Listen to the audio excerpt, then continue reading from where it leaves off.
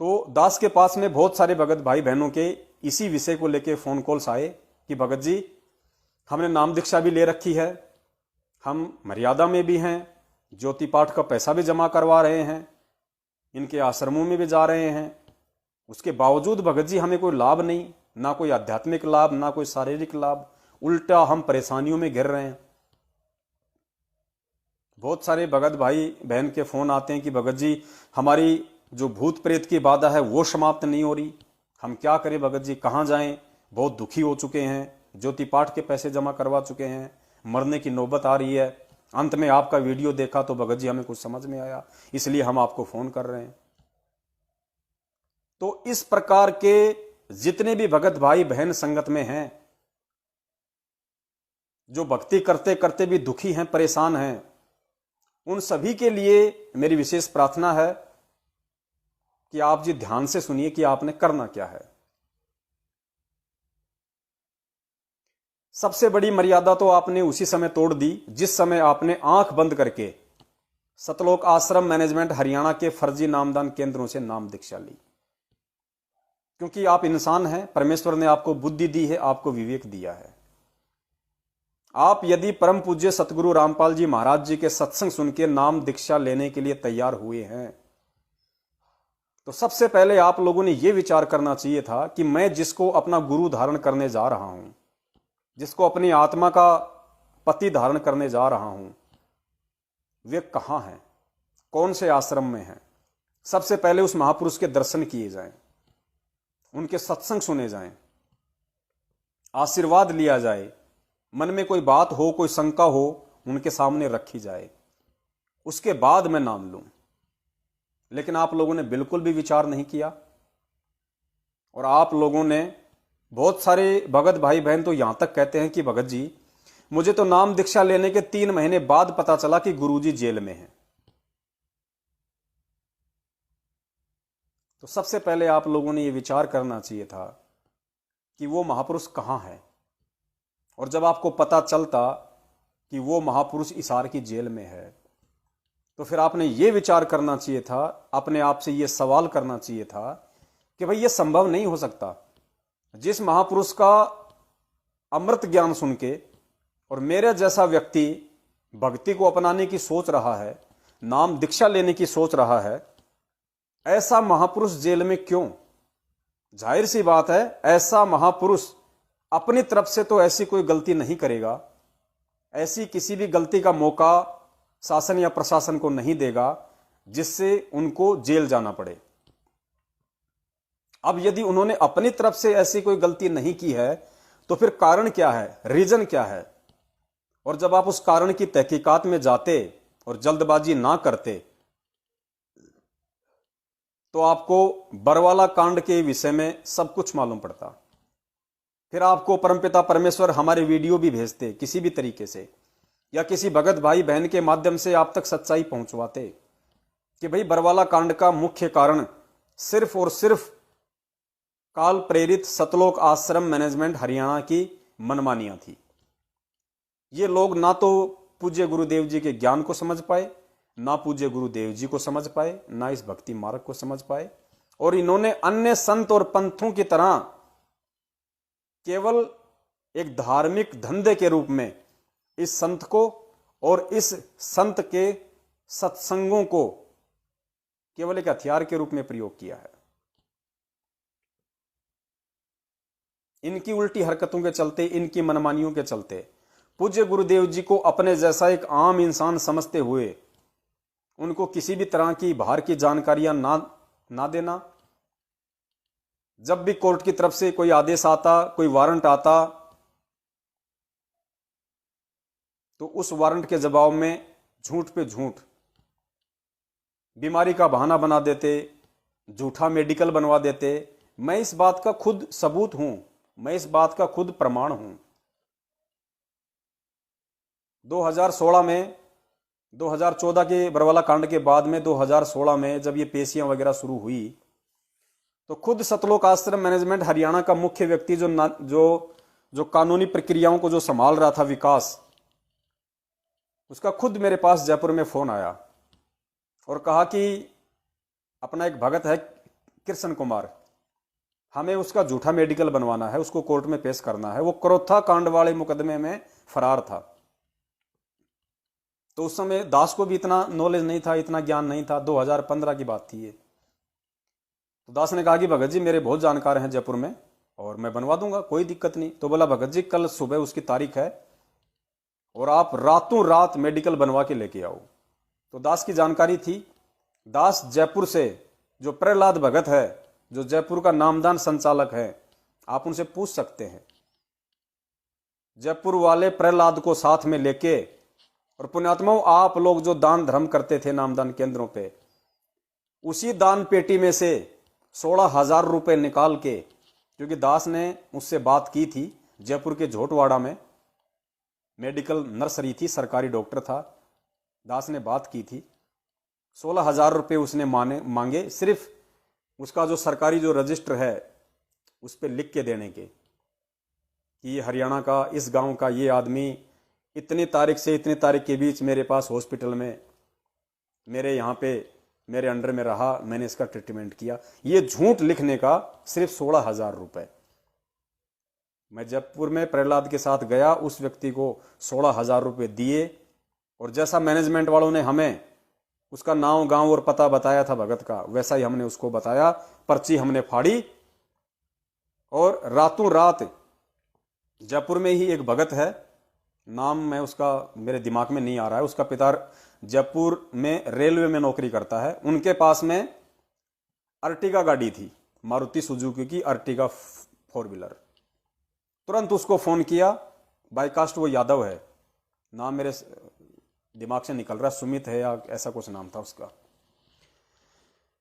तुरंत उसको फोन किया, वो गाड़ी लेके आया। प्रहलाद भगत ने कहा भैया रातों रात पूछना है, पवन भगत जी आप चलाओ गाड़ी।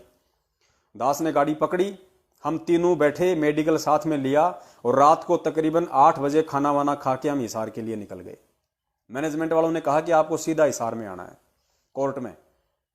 दास ने बिल्कुल फुल स्पीड में गाड़ी चलाई, विश्वास था, भाव अच्छे थे, कर्म उल्टा कर रहे थे लेकिन भाव था। दास ने फुल स्पीड में वो गाड़ी भगाई और जैसे ही हम लोग, क्योंकि परमात्मा को मंजूर नहीं था, शायद कुछ गलत हो जाना था क्योंकि हम मर्यादाओं के खिलाफ चल रहे थे।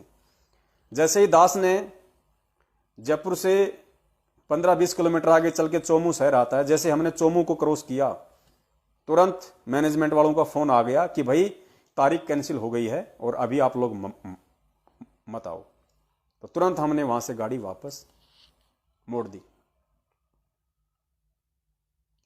और कहा कि अब उस मेडिकल की कोई आवश्यकता नहीं है। यानी वो 16,000 रुपये गए भेड़ की पूंछ में।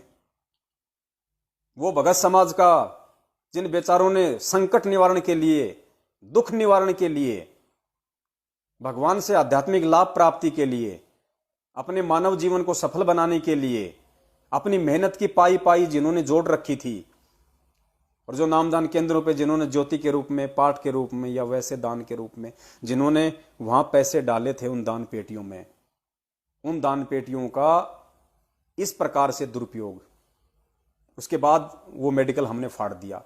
अब वो पैसे तो देने वाला नहीं था डॉक्टर वापस। तो पुण्यात्माओं, इस प्रकार से ये दास को सारी अकल, सारी समझ 2015 के बाद में फिर परमेश्वर ने दी है कि अगर आज मैं इस मैनेजमेंट के साथ में रहता तो पुण्यात्माओं मैं भी किसी न किसी घटना में अकाल मृत्यु का शिकार होता, मेरे भी कर्म फूटते आज। और मैं अपना सौभाग्य समझता हूं कि परमपिता परमेश्वर ने कोई भी बहाना बना के उस फर्जी नामदान केंद्र से मेरे को दूर किया, सच्चाई से अवगत करवाया और अपने कर्म बनाने के लिए आज संगत को जगाने की सेवा दी सत्सेवक के रूप में। इसलिए मैं इन लोगों की एक एक हरकतों से परिचित हूं, इन स्टेट कोऑर्डिनेटरों की हरकतों से, गुरुजी के परिवार वालों की हरकतों से। क्योंकि गुरुजी का भाई जो महेंद्र है वो जयपुर में स्पेशल मुझदास से रात को 4 बजे तक मीटिंग कर रहा था, 4 बजे तक मीटिंग। और एंड में उसने यही कहा उठते हुए कि तेरे जैसा इंसान मैंने आज तक नहीं देखा। मैंने कहा तू देखेगा भी नहीं, क्योंकि तूने भोले भाले भक्तों को मूर्ख बनाया, तूने गुरुजी के नाम पे तूने भोले भाले भक्तों को डराया है। अब ये भक्ति का यथार्थ समय चल रहा है परमेश्वर के शेर खड़े हैं इस दंगल में, तेरे जैसे गीदड़ों की औकात नहीं है जो अब तू हमें परमात्मा के ज्ञान विरुद्ध चला के हमारे तू कर्म फुड़वा सके, तू हमें भ्रमित कर सके, तू हमें डरा सके, धमका सके। रात को 10 बजे खाना खा के जयपुर नामदान केंद्र के ऊपर जयपुर के 2-3 जो मुख्य भगत थे, लोकेंद्र साहब, लोकेंद्र राजपूत, जो हर महीने अपना बर्थडे मना के, अपने बच्चों का बर्थडे मना के नामदान केंद्र पे नाम शुद्ध करवाता रहता है। राम किशोर वकील और जयपुर नामदान संचालक प्रहलाद लालचंद, आगरा रोड पे रहता है जयपुर में। 1-2 भगत और थे। 10 बजे खाना खा के बैठे थे, 4 बजे उठे थे। उसके हर सवाल का जवाब परमेश्वर ने ज्ञान आधार से दिलवाया, बेबाक तरीके से। उठते हुए बोला, तेरे जैसा इंसान नहीं देखा। मैंने कहा, देखेगा भी नहीं। उस समय उसने प्यार से समझाने की कोशिश की कि मान जाएगा, ये सोचकर कि यार गुरुजी का भाई मेरे सामने बैठा है, यार गुरुजी का भाई मेरे को समझा रहा है, मेरा प्रभाव मान के। लेकिन उसको ये नहीं पता था कि परमेश्वर ने दंगल में शेर उतार रखे हैं जो गीदड़ों से नहीं डरते। उसके बाद फिर उसने दूसरी चाल चली, दास के ऊपर जानलेवा हमले करवाए, दास को डराने की कोशिश की, धमकाने की कोशिश की। लेकिन उनका हर दाव निष्फल रहा, क्योंकि दास के ऊपर परमपिता परमेश्वर सतगुरु रामपाल जी महाराज जी का प्यार भरा आशीर्वाद था। मेरा कोई पिछला ऐसा दृढ़ भक्ति संस्कार था जिसकी वजह से परमेश्वर ने गलतियां होने के बावजूद भी मुझे संभाला, मुझे उन सेवाओं के लिए निमित्त बनाया। वरना दास की तो 2 कौड़ी की औकात नहीं थी। और आज परमेश्वर ने दया करी, पिछले 7 वर्षों से जिस बेबाक तरीके से परमेश्वर ने, जिस निडरता के साथ में इस दंगल में परमात्मा ने दास को खड़ा किया, उसी तरीके से आज की डेट तक परमेश्वर ने दास को खड़ा रखा है। कितनी आंधियां आई, कितनी तूफान आए, परमेश्वर ने ना झुकने दिया, ना डिगने दिया, ना डरने दिया। जबकि दास के साथ में हजारों की संख्या में लोग आए आंधी की तरह और वापस तूफान की तरह चले भी गए, 4 दिन के सत्सेवक बन के। हम ये कर देंगे, हम वो कर देंगे, हम मर जाएंगे, हम गुरुजी के लिए कुछ भी कर देंगे, हम मैनेजमेंट को समझ चुके हैं, हम जान चुके हैं, अब हम पीछे नहीं हटेंगे। वो आंधी की तरह आए और तूफान की तरह वापस दौड़ के चले गए। जिनमें आपके कानपुर से रामचंद्र जी हैं, पंजाब से आपके करणदास जी हैं, मध्य प्रदेश से बहुत सारे लोग थे, लॉर्ड बुद्धा फाउंडेशन वाले थे, और भी बहुत सारे लोग थे, संजय था दिल्ली वाला। आज सब तितर बितर, कोई सत्य के मार्ग पे नहीं, सब ने अपना धंधा सेट कर लिया।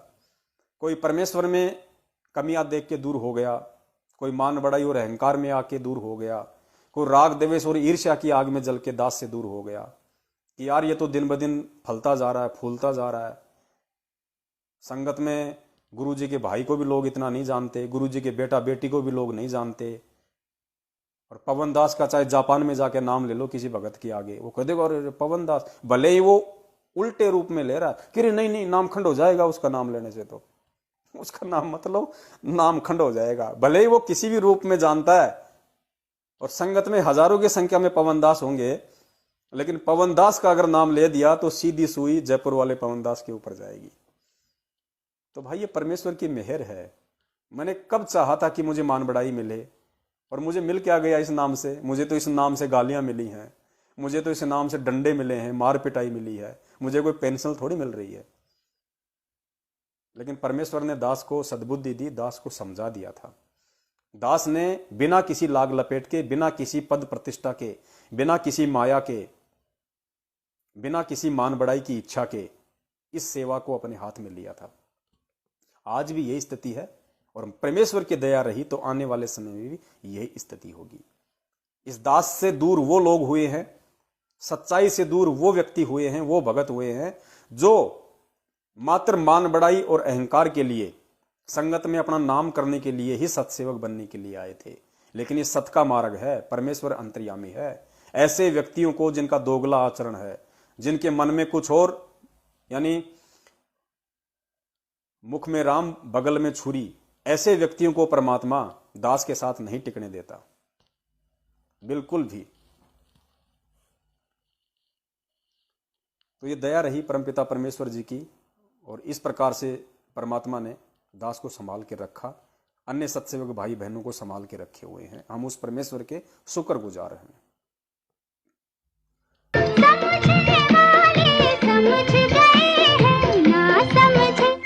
ना समझे वो अनाड़ी है।